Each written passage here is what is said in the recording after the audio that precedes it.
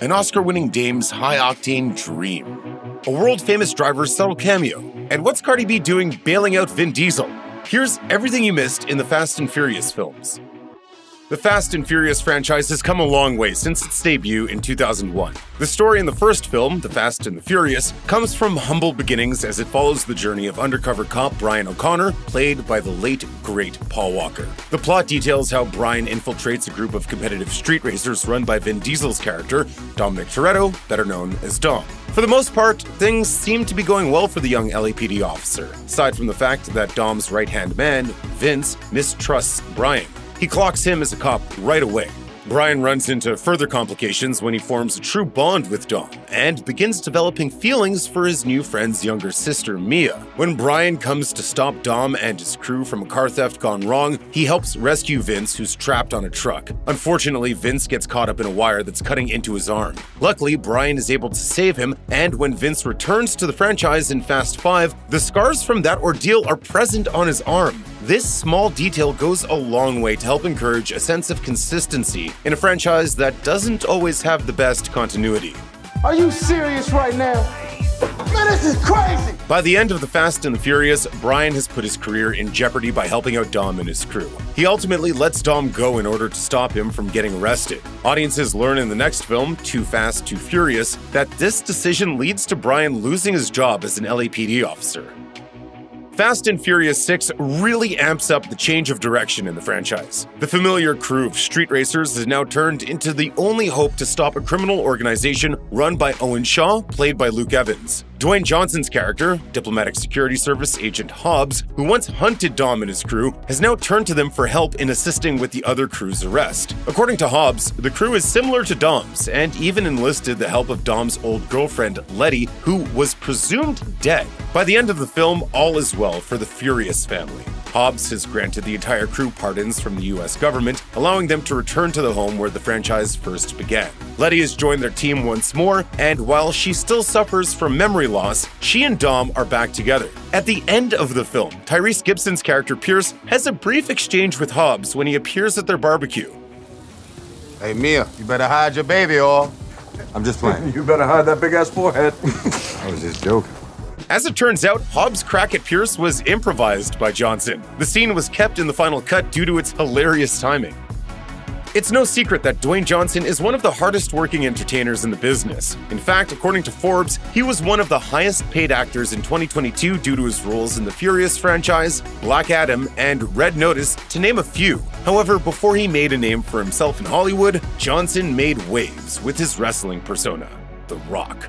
It seems as though professional wrestling is a family business for Johnson, as his father, Rocky, was a famous Canadian wrestler. Similarly, his eldest daughter, Simone, has recently announced that she'll be following in her family's famous footsteps. She's debuted her wrestling name to be Ava Raine, according to TMZ. At the beginning of Furious 7, audiences are introduced to the latest threat to the Furious family, Owen Shaw's older brother, Deckard Shaw. Shaw is out for vengeance after Hobbs, Dom, and his crew put a stop to his brother's activities, placing Owen in a coma in the process. Shaw and Hobbs engage in an epic fight when Shaw breaks into the Diplomatic Security Service, or DSS office, in Los Angeles. During the fight, Johnson shows that he's retained many of his hand-to-hand combat skills from his previous career. Longtime fans of The Rock might even recognize when he uses his classic finisher, the Rock Bottom, against Shaw, a detail surely included as a nod to those who followed the entertainer since his early days.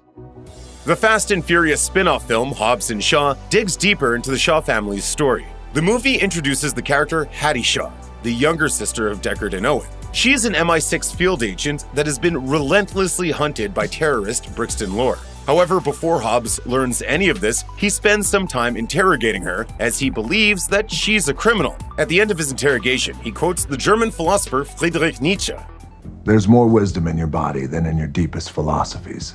Oh, let me guess. Bruce Lee? No, Nietzsche. This is much to the surprise of Hattie, who had assumed that he was not enlightened enough to discuss such a celebrated intellectual. However, the joke is clearly on her. This might have seemed like it was a tool used in order to give Hattie and Hobbs some sexual attention, but there's a smaller detail that foreshadows his interest in Nietzsche. The beginning of the film outlines the morning routine that Hobbs goes through in contrast with Shaw. One moment showcases the two making breakfast, which has a blink and you miss it moment. Hobbs is making eggs in a bowl, where audiences can see a copy of the book The Portable Nietzsche next to his stove. The film already told us that he's a Nietzsche fan, but it was only visible to those who were paying attention to those seemingly minute details. That's good. I'm impressed. F9 was released in 2021 and saw the return of director Justin Lin to the franchise. Currently, Lin has directed a total of 5 Furious films: The Fast and the Furious Tokyo Drift, Fast and Furious, Fast 5, Fast and Furious 6, and F9. The story in F9 doubles down on the core concept of family within the franchise, as it's revealed that Dom and Mia have a brother that has, up until this point, never been mentioned. Their brother Jacob Toretto is played by John Cena. He's estranged from his family after Dom discovers that he's partially responsible for the death of their father. Years later, Jacob returns for revenge against Dom, as he's become a renowned criminal working as a thief, assassin, and high-performance driver. The start of the film uses an older logo for Universal Studios. In the film's commentary, Lin details that this was an intentional decision made on his part. He points out that the film begins with a flashback to Dom's father's death in 1989 to provide context for the Toretto boys' relationship. In the original, The Fast and the Furious, Dom recounts how he physically beat the man responsible for his father's death. In F9, we also see a flashback of the assault. In the commentary, Lin explained, "The choice of going with an older logo was because I wanted it to sync up with this flashback to start." F9 brings Helen Mirren's return to the main Furious franchise after her starring role in Hobbs and Shaw. She portrays the Shaw siblings, Deckard, Owen, and presumably Hattie's mother, Queenie. When Queenie is first introduced, audiences see that being a criminal seems to run in the Shaw family, as she's shown attempting to steal a necklace. When Dom approaches her, she provides him with information on his brother, Jacob Toretto's location. During their conversation, Queenie is shown driving recklessly through the streets of London. As street racing is the origin of the Furious franchise, this decision was likely made to keep in the tradition of being too fast and too furious. However, it was also a special request made by the actress herself. According to Yahoo Entertainment, Mirren shared, "My great ambition is to be in a Fast and Furious movie. I so want to be a mad driver in a Fast and Furious movie. My claim to fame is I always do my own driving. I was on Top Gear, and I did my lap in a very good time." Rapper Cardi B appears in a small guest role in F9 as Lisa, a woman who shares history with Dom. Her character rescues him from being arrested by posing as a police officer and provides him with the key to his freedom once they're put in the back of a police van.